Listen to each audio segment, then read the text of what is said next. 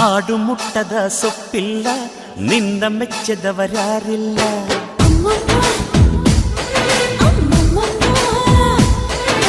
ಜೇನಿಗಿಂತ ಸಿಹಿ ಬೇರಿಲ್ಲ ನಿನ್ನ ಮುದ್ದಿಗಿಂತ ಸಿಹಿ ಬೇಕಿಲ್ಲ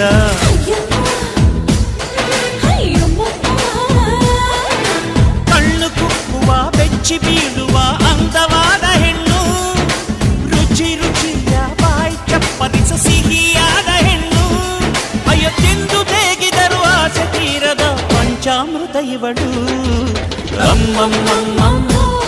ವೈದ್ಯಾರಮ್ಮಮ್ಮಮ್ಮ ಅಮ್ಮಮ್ಮಮ್ಮಮ್ಮ